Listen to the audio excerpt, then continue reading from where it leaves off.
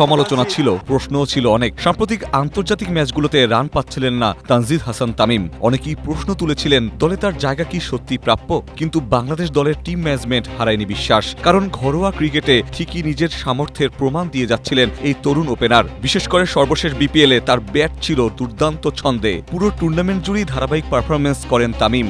বিপিএলের ফাইনাল ম্যাচেই করেন এক দুর্দান্ত সেঞ্চুরি, যা তাকে আবারও আলোচনার কেন্দ্রে নিয়ে আসে।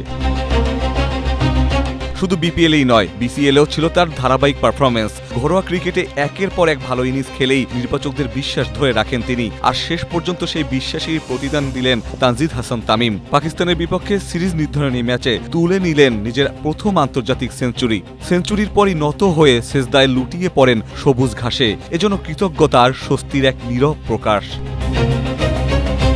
তামিমের এই সেঞ্চুরি যে কতটা গুরুত্বপূর্ণ ছিল তা বোঝা যায় সাবেক ক্রিকেটার হান্নান সরকারের একটি ফেসবুক পোস্ট থেকে। বাংলাদেশের সাবেক এই ওপেনার আগেই জানিয়েছিলেন তিনি ওয়ানডেতে তামিমের একটি সেঞ্চুরি দেখার অপেক্ষায় আছেন। তাই তামিমের এই শতক পূর্ণ হওয়ার পর তিনি আনন্দ ও উচ্ছ্বাস প্রকাশ করতে ভুলেননি। অভিনন্দন জানাতে ভুলেননি মিস্টার ডিপেন্ডেবল মুশফিকুর রহিমও। এই সেঞ্চুরি বাংলাদেশের ক্রিকেটের জন্য আত্মবিশ্বাসের এক বড় মুহূর্ত। সময়টা যতই কঠিন হোক না কেন, প্রতিবার ওপর আস্থা রাখলেই সাফল্য আসে। আর তানজিদ হাসান তামিমের এই ইনিংস যেন তার জীবন্ত প্রমাণ। ইখতিয়ার বকুল, এশিয়া পোস্ট।